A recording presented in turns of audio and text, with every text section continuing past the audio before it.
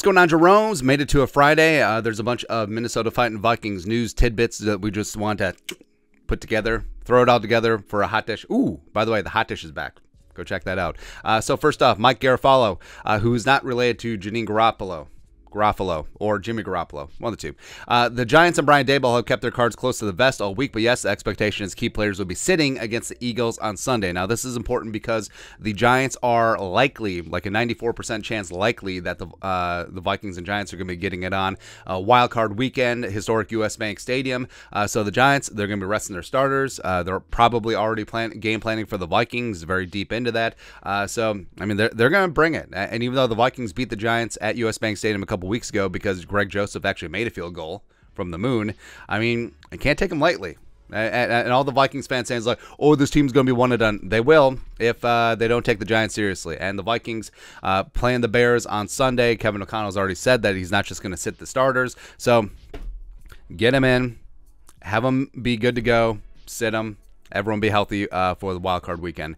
Then talk about the offensive line. Andrew Kramer, Star Tribune. Sounds like Vikings O-line for Sunday in Chicago could be group that ended in Green Bay. Darisaw, Ezra, Chris Reed, Ed Ingram, as well as Oli Udoh. But offensive line for playoffs could be Darisaw, Cleveland, Bradbury, if his back is good to go, as Ingram and Blake Brandel. Brandel knee echo Kevin O'Connell Day saying he could return for the playoffs. And Brandel has been on injured reserve with that knee injury for a couple of weeks. He's eligible to return. And Brandel was the swing tackle to start the season, where he was backing up Christian Darisaw, filled in when Darisaw missed a couple of games. He certainly can play right tackle as well, and I think that he would be a better option than Oli Udoh. So, yeah, the Vikings offensive line get through Sunday, and hopefully Bradbury's back is good to go. Hopefully Brandel's knee is good to go, and it takes some of the sting off of losing Brian O'Neill. Now, Brandel is solid. He's not a Brian O'Neill, but I think that he certainly could do the job, especially if Kevin O'Connell and the Vikings offensive line and offensive staff decides, like, hey, we're going to run multiple tight ends. We're going to have Hawkinson and Munt and Irv Smith involved out there. We're going to chip. We're going to help Blake Brandel as much as possible and then go forward there. I think the Vikings could actually do some good there. Ben Gessling. Vikings are outdoors in an idyllic winter setting today. This is from Thursday practice. Bradbury and James Lynch are practicing, blah, blah, blah, blah, blah, blah. But look at this. Oh, looky. I mean, the Twin Cities, especially the southern metro, got hammered. Like, we got a ton of snow down here. And guess what? Oh, look at that outdoor natural grass playing surface. Oh, it doesn't have to look like a churned up can of cream of mushroom soup. No way. No way. Again, not saying, I'm just saying. And putting a pin, finally just finishing Cleatgate. So, blah, blah, blah, blah, blah. For those who fear the Lions suffering a similar fate of the Vikings not having any footing because they're wearing the molded cleats as opposed to the 7-stud cleats, here's what Jamal Williams had to say about this. Just put on the studded things and stop trying to look cute. We'll be ready for the field. Thank you.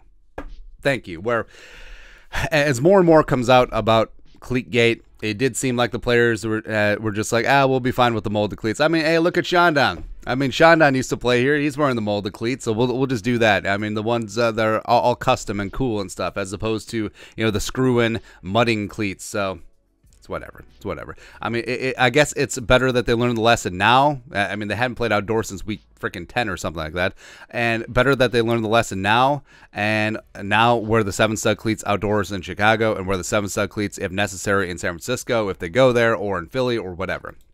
Yeah. So Thomas and Pioneer Press on what's going on in the AFC. Now, we're not going to do like the entire flow chart, but it's a little bit convoluted and discombobulated what happens in the AFC because they ruled the Buffalo-Cincinnati game a no contest. So, but Thompson on how this affects the Vikings next year. Decision by NFL to declare Buffalo-Cincinnati game a no contest means Bengals win AFC North.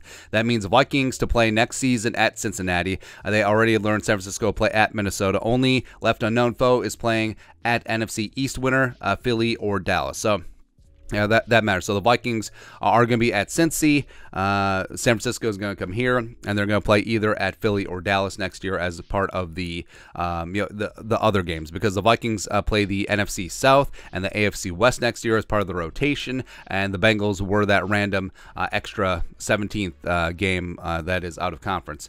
And then Justin Jefferson, Kevin Seifert, ESPN, who's not Carl Gershman. Notable, after making just one catch in Sunday's loss in Green Bay, Justin Jefferson spoke with Kevin O'Connell about moving him around the field more frequently. Per ESPN Stats Info, Jefferson went in motion on 14 of 33 dropbacks he was on field for. Jefferson, I feel like motioning me around, putting me in different positions, and not keeping me stationary.